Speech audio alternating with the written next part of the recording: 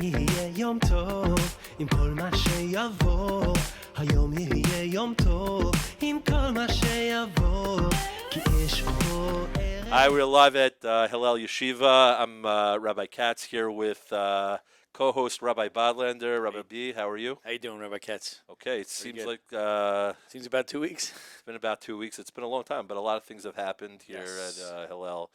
A lot of happenings here, the ELC, elementary school, middle school, high school, thinking about our brothers and sisters in Eretz Israel, which we'll talk about some very prominent guest speakers here. Before we talk about, I guess we're going to talk about Washington and the experience. We have some high school students here. We have some rabbis here. I think to start, if it's okay with you, we'll do a little summary recap of the week here at Hillel. Some of the things that we did today, some of the things for Rosh Chodesh. Yeah, man. And we have two guest speakers, especially in the middle school, that could represent that. So you want to introduce the two rabbis that are here? We have our middle school principal, Rabbi Hanon.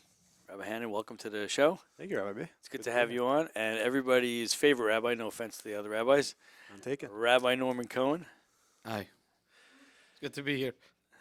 So just to start, this is just the excitement part.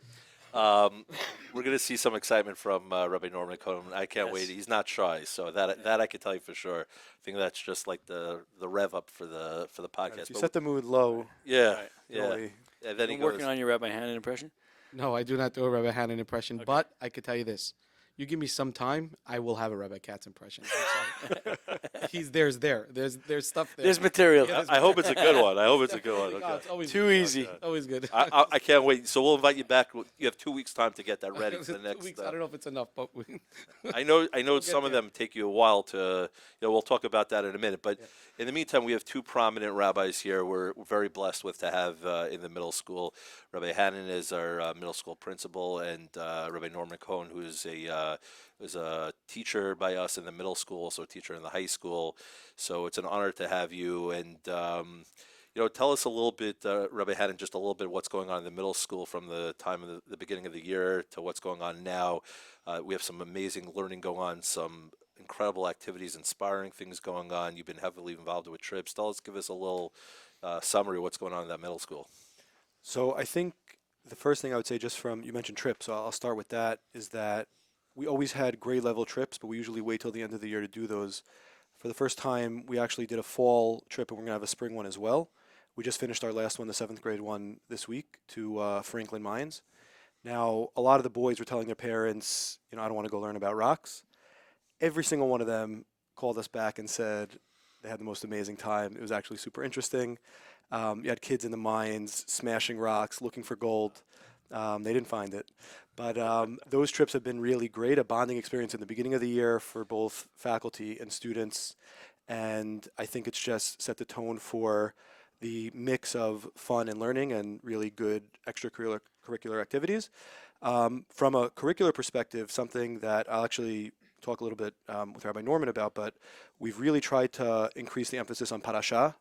Parashah is the biggest take-home that students do on a weekly basis. It's something that follows them throughout life. We're on the yearly Torah cycle, and if you're plugged into the parashah, you're plugged into the Torah, 52 weeks a year. And that's been something that we've really tried to ramp up our emphasis on that, both in terms of divrei Torah that the students can share with their families, also just the yediyot, the knowledge of each parashah, both the story and the information. So that's been a big point of emphasis, reflected with more time in the schedule. Some more tests, which has brought its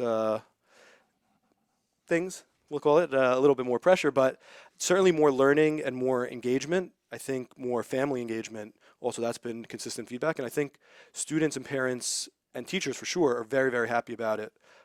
So I want to bring that to Rabbi Norman. Just on the learning side, can you tell us about some of what you're seeing and feeling? How is this making a difference in the students' lives?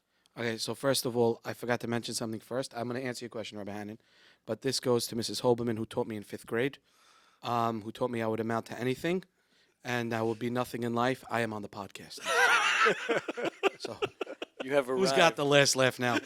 Is she? I don't She know. I is hope not. she's alive and doing well. Amen. Amen. To answer your question, so first of all, one thing that about Hillel that I love is, almost like a really good football team or a good organization in sports. You're never happy with where you are, and the fact that this year we came in with this like, infused, like we have to do parasha. It's like a certain, like it's like it's been a calling, like a call, like and everybody's been motivated by it. I think so. Before we talk about how it's working out, just the idea of what it is it's just really unbelievable to see that Hillel always wants to up the game, and I love that. Just to be clear, because it sounds like we never learned parasha before. No, we always had parasha. What we did is we got the parasha curriculum much more intensive, Right. much more detailed, and Focused, right. much more also. There's assessments. There's weekly tests, and those tests are checked, and it's all done by the administration. So it's very much monitored, and so it's definitely now there's a program in place. Before it was we taught parasha, every teacher taught parasha, and it was good. Now we just upped it. I mean, the amount of information is much more. What happens to be nice. I think overall the students are having a great time. The teachers really took under the leadership of Rabbi Hanon and Mrs. Ailman with other stuff in general studies. They took it very seriously. They're making it fun. The kids are having a great time in the hallways. And yes, it's a nice rigorous program. It's intense, and we're Certainly, some people are feeling challenged, right? And that's okay. And Growing it's pains. it's gonna level off, and everyone's getting used to it.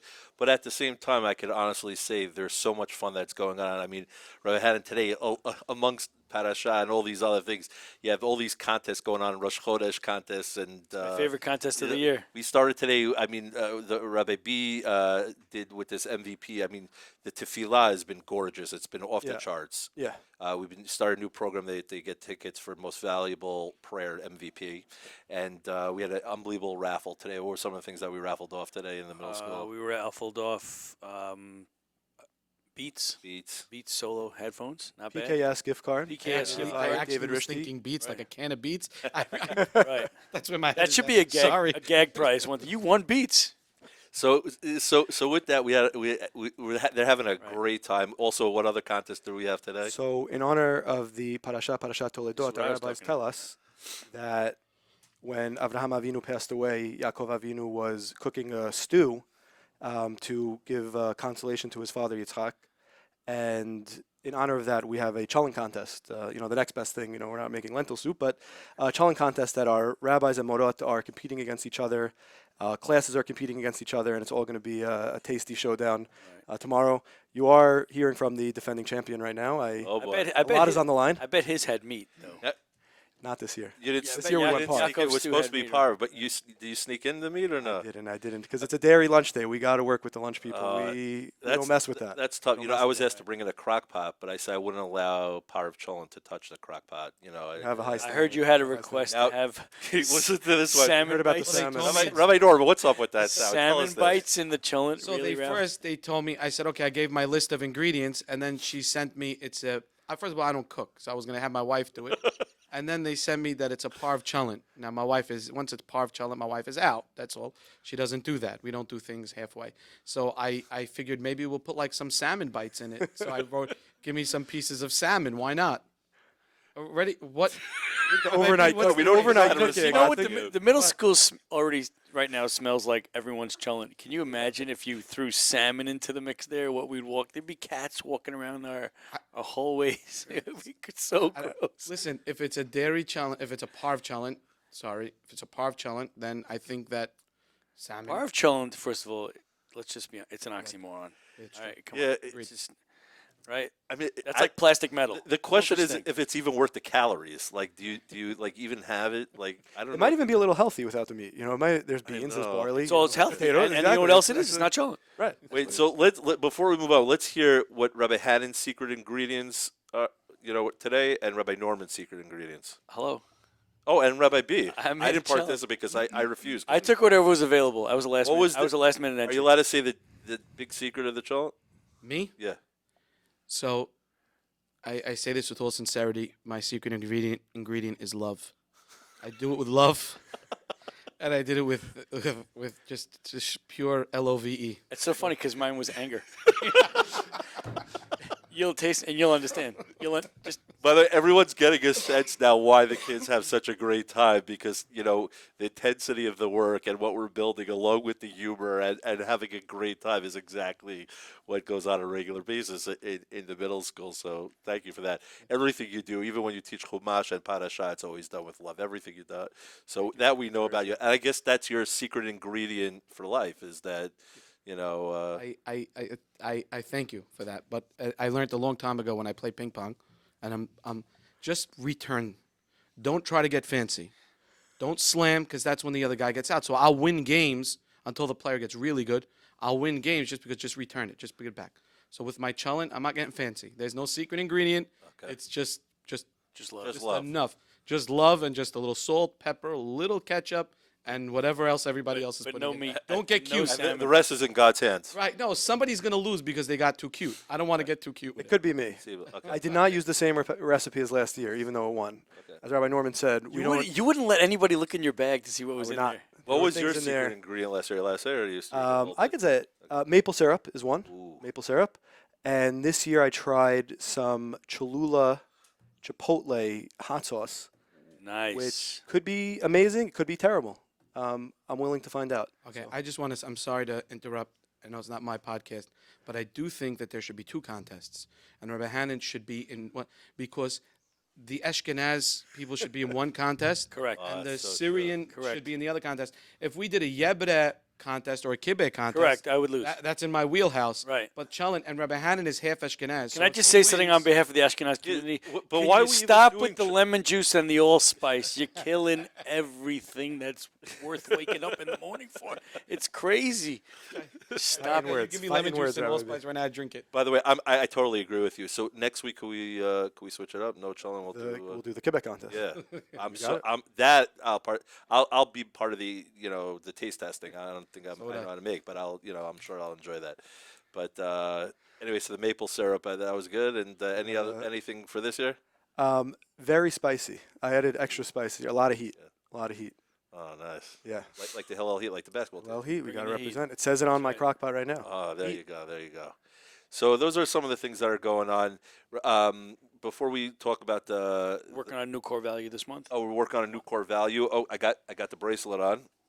We didn't give them out yet, but it's perseverance. Perseverance. We're Hello, gonna persevere. Persevere. That's what we do. And speaking of that, that's what exactly the perseverance of some of our Got one? studies, along with fun and all of that. That's what we're going to be focusing on.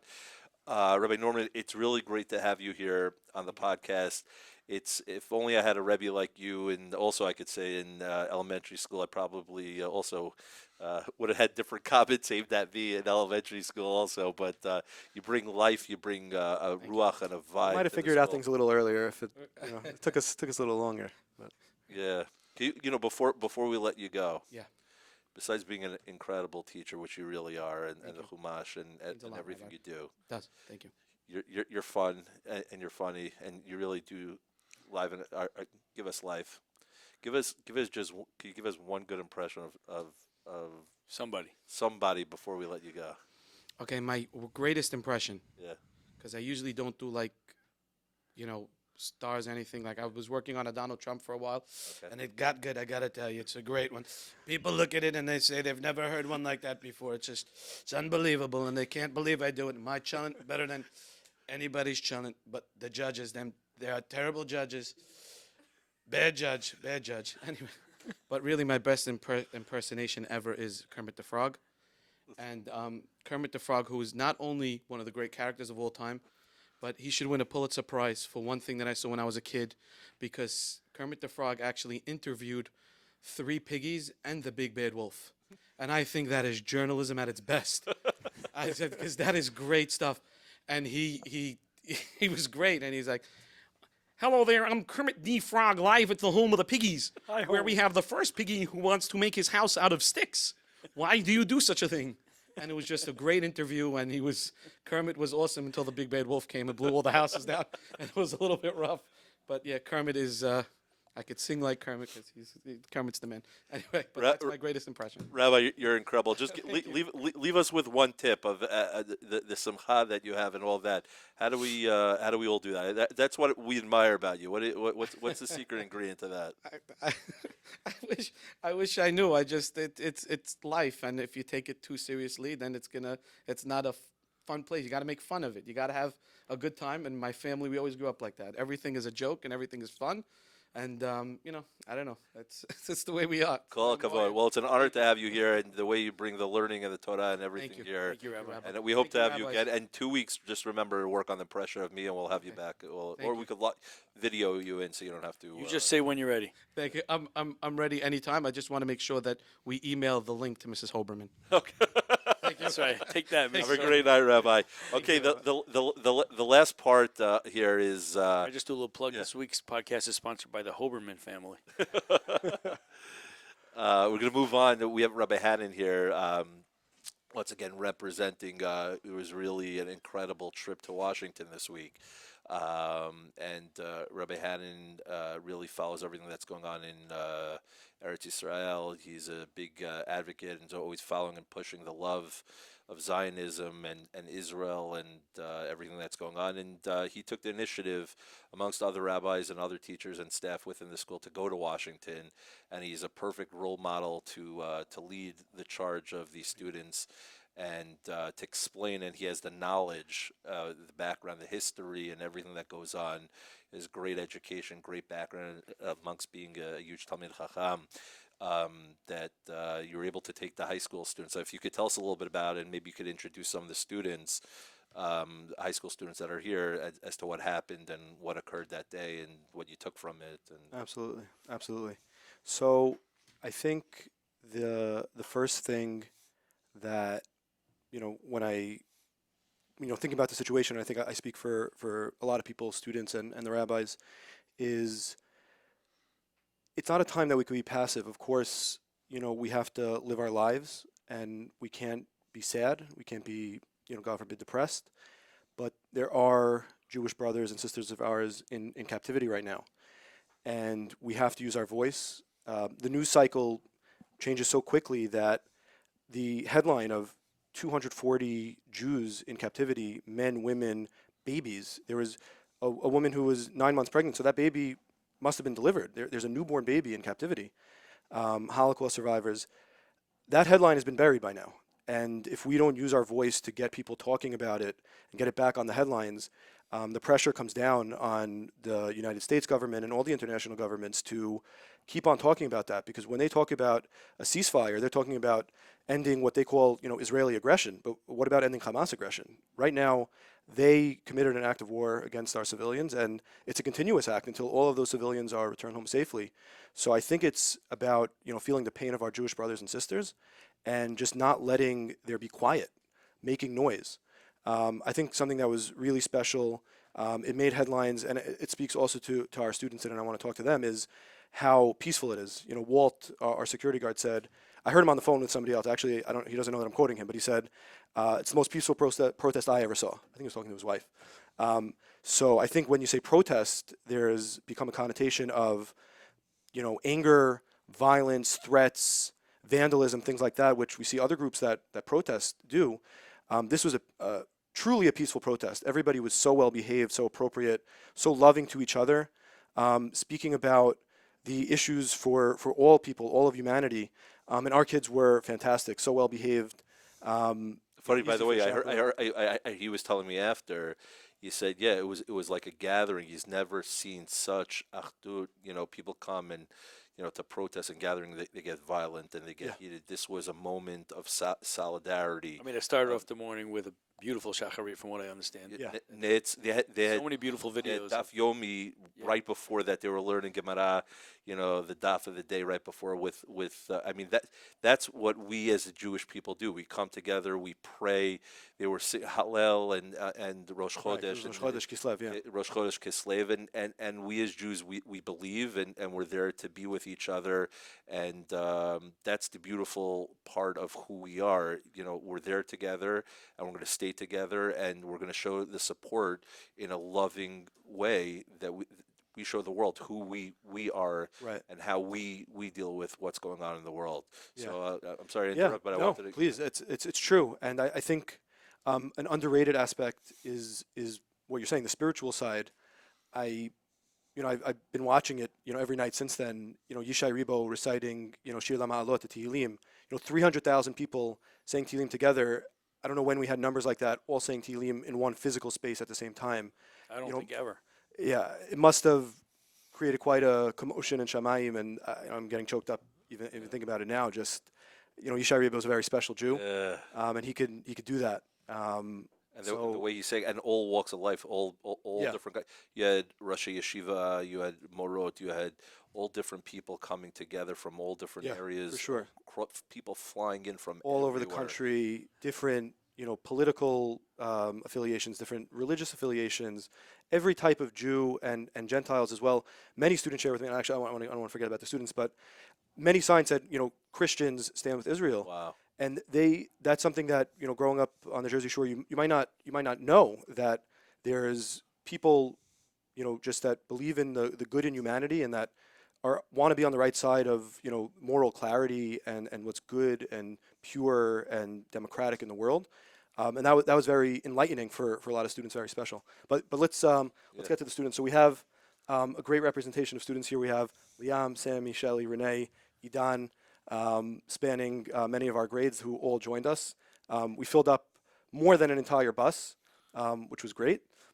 So I want to ask you guys.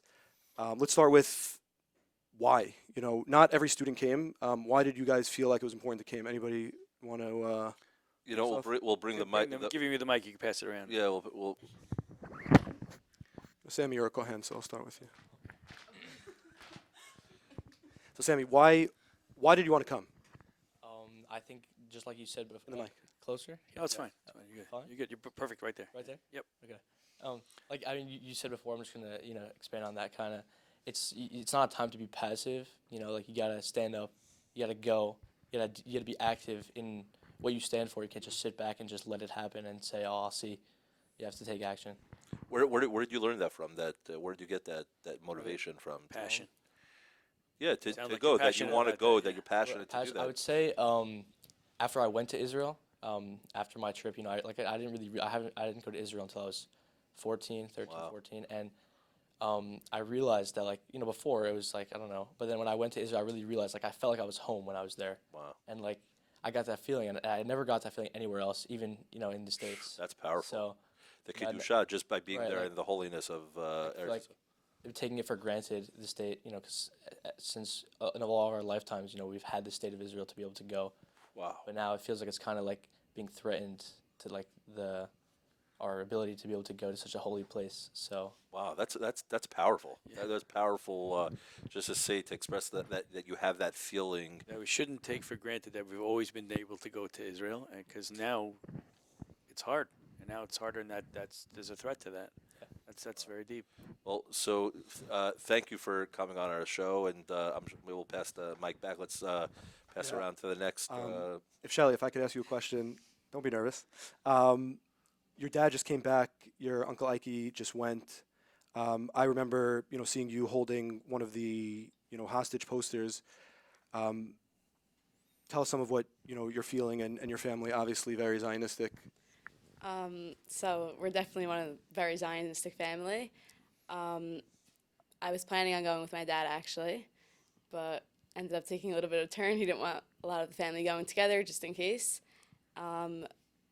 The hostage member that I held up was the two hostage girls, Rinat and Natalie Har, their dad and their dad's girlfriend, lifelong partner, and her whole family was taken hostage.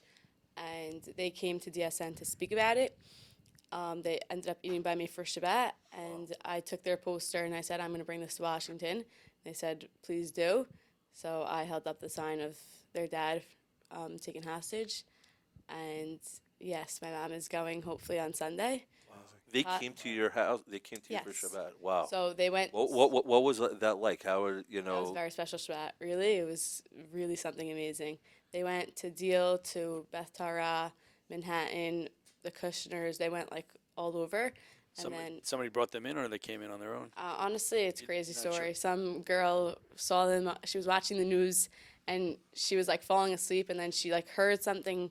She heard like this girl saying that her family's held hostage, and she was like, "I'm not paying attention right now, but I'm just gonna take a screenshot of the girl, her name, and I'll figure it out later." She ended up waking up after she saw it on the news, and she went back under the screenshot that she took, searched up her online, called her and said, "Hi, how are you?" And like every day she would randomly just call her, and then Renat, the girl that was her dad was held hostage, she was like saying how they want her to come to the States to talk about it and spread that this is really happening and like it's not like it's real. And then this girl that found her just told her to come here, and she brought her to her community and brought her around. And then she was supposed to leave on Thursday, and then everyone told her like you have to stay for Shabbat, like it's very special, you have to. And they're not religious, so like they weren't into it. And then her and her sister ended up deciding that they're going to stay for Shabbat, and they came to me for Shabbat. That must have been unbelievable, just that even for them, having that feeling that a family here so far away from where they come from is thinking about them, that cares for them, that's spending a Shabbat together. I mean, that just must have been that the achdut and the feeling from across the world that people are caring for them. That must have been. It's got to give them strength. Yeah, to know that. strength Yeah, to. hopefully. Yeah, wow, the kol hakavod that your family did that. Are they still here? No, they went back on Saturday night. Okay. Okay, so let's move to. We just keep getting better and Yeah. better here at each. Let's go to Edon. Edon, who I knew him as Edon Teren, basketball god, but now he says he's the biggest Zionist in Hillel. Wow. So definitely want to hear what Edon has to say. I know Edon got some incredible footage, of the Hillel students and some of the achdut, some of the singing that we did. We had a big Achenu circle. So Edon, tell us about your experience in Washington. Hi, first off, thank you for having me. And it was definitely by far the second most spiritual day of my life, right behind my bar mitzvah in Tzfat. But just, I know it was a crazy day. No, Rabbi Hanon, where do you find these people? We picked good ones. Yeah. We picked good ones. no, but when I at first I was skeptical about coming, even though I support and live Israel with my life. I thought it would be dangerous with so many Jews in one single place, but over time I overcame that fear to come. And when I think a lot of people share that sentiment. You know. Yeah. So it's not a uncalled for feeling, but course. people persevered. They got through that. Yeah, the second I stepped in the center of the crowd and I heard everyone singing Hatikva together, it was just beautiful. It really showed the difference between a pro-Palestine rally and a pro-Israel rally. Like there was no hating on anyone, and there's only love for each other. And I just thought that showed the unity of our nation Beautiful. by so much. Beautiful. Powerful. Very nice. Thank you. Thank you. Thank you for sharing, and unbelievable that you worked up the courage to go and to you made that Kavod. determination to be there. So thank you for representing Hillel and all the Jewish people as well. Okay, who else we got here? We have Renee. Renee. So Renee, tell us, some of what you're feeling. You were also, with Shelley, standing really at the front of the barricade, with the posters. Tell us some of what you felt and experienced on Tuesday. It was really one of the craziest experiences I could have ever been through. I stepped up on the gate a little just to look around, and the people were never ending. It was going all the way to the Lincoln Memorial, all the way to the Capitol building. It was an insane amount of people, and I was in awe about how many Jews come together from all over the country just to show their love for Israel and their love for the people. Beautiful, beautiful. Yeah, I think that's, to connect a few, but Rabbi Katz, you said, I want to say it again. I think the opportunity to show we don't live in Israel, and thank God we're not in the same immediate danger, but to show that we'll use our voice, use our feet, be counted, and show that we care, it does give them strength, and that's feedback that we've heard from people in Israel, just knowing that they are, the front line is Israel, but the world is the battle. The battle against Jews, we're facing anti-Semitism here, so they feel like they're protecting us. And to show them that we care is really something, and again, you hear it from our students, I think they all felt that very much. Let's hear from our last guest, Mr. Liam. Liam, you're Israeli, so as an Israeli, how how does it feel, growing up here in America, but the opportunity to, stand with Israel with hundreds of thousands of people? Yeah, so on the day that the signing up for the Israel Washington D.C. rally came up, I actually did not know about it. I don't think I was home. I was at a friend's house maybe, and my mom, who was actually born in Israel, and my dad, who was actually born in Morocco but moved to Israel when he was 6 and been there for all his life till he came to here to America. So I came home that day. I slept the night. I woke up the next morning, and my mom told me that she signed me up for some rally, and I had no idea what it was. You didn't even sign up. She signed I you did not up. sign up, but she told me that you had the choice to either not go or go. So I told her I definitely want to go because I want to support my family's heritage. First of all, my entire family from my mom's side is in Israel right now. Wow. They're all okay though. They're all in the north. Hashem. So everyone's safe. But I told them I couldn't miss out on this opportunity to support Israel. So my dad told his friends that I was gonna go, and his friends all came to my house and they brought me Israel flags, Israel stuff to wear, Israel hats, stuff like that. So I took the Israel flag, I wrapped it on my back. We went out to the rally, and it was just the most beautiful sight ever. Like, we walked out, there was just everyone there with Israel flags, posters. It was just an amazing experience. And there was people out there giving out food to people who were hungry. I got, this one person came up to me with, a bag of chocolates. He said, "Are you hungry? Here, take some." I was like, "No, okay." But it was just an amazing experience. I'm so happy I went. A lot of my friends were, they couldn't go. They stayed home. Their parents were scared. But I told them that it was really an opportunity that you guys missed out on. It was the most beautiful thing ever. So, first of all, just to wrap things up here, and thank you again to Carl for having, Carl Wallace, our producer, and he has to get going within 2 minutes here. So we're going to wrap things up. But really, I'm very proud to say, listening to these Hillel High School students. So inspiring, yeah. Inspiring, their love, their connection, their deep connection to Israel. I think it also goes a long way that they have you as a rabbi, as one of the representatives within the community who's such a great role model and so passionate about Israel that they could connect and keep that passion going. Also want to say that I know that you have cousins and family who are fighting, who are chayalim in Israel, and we're thinking about them as well. Thank you. And we all have relatives and know people. And Achenu Kol Beit Yisrael, we should continue to pray, and we'll all be there for each other, and we should hear good things and keep praying. That's really all we could do. And you guys really, it sounds like you're going to go far in life. The future's bright. I mean, you hear it. These are not kids that just said, "Oh, it's a trip." It's thoughtful. It's calculated. Their experience there was really meaningful, and I'm very optimistic about where our school's headed, where our community's headed, with fantastic students like I've this. said before, this is we're small in numbers. 300,000 is a big number to show up to a rally, but we're a minority. We're small in numbers, but like I said, this is the kind of things that Hashem wants to see. Hashem wants to see us coming together for each other, and He's going to really handle it. But this is what He wants to see, and of course, this is the month. Rabim B'Yad Ma'atim. That's right. Hanukkah's coming We'll get there. Yeah. And I just want to give a shout out to one person, Rabbi David Towell, who's a major driving force behind Hillel's involvement in this rally. Addressed our students on the bus, and just a tremendous leader here. So, wow. Rabbi Towell. Thank you. Amazing. Thank you, and thank you again to all the Thank you students. to Thank all you our to Rabbi guests. Rabbi B, this is we're wrapping Yes. up episode number 4 here. 4. One for the books, and we will be soon live. We'll be soon on the podcast on Apple and Already. they're all set. Apple and Spotify. And Shelley, Spotify. check it out. YouTube. So we're going up there. Everyone, hope all your friends watch and get inspired. Make sure you send out the link to everyone. There's a lot to learn from all of you. Thank you, and wishing Once again, our everyone producer, Shabbat Carl Shalom. Wallace. Shabbat Thank you. Shalom, everyone. Shabbat Shalom.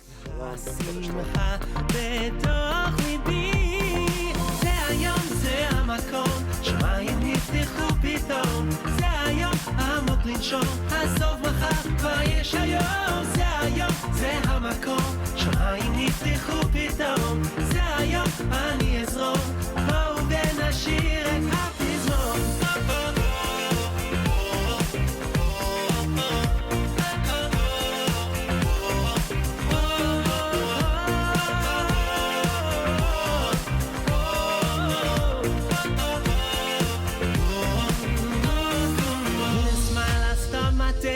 leave it till I'm on my way. All I got is just today. This one day I won't give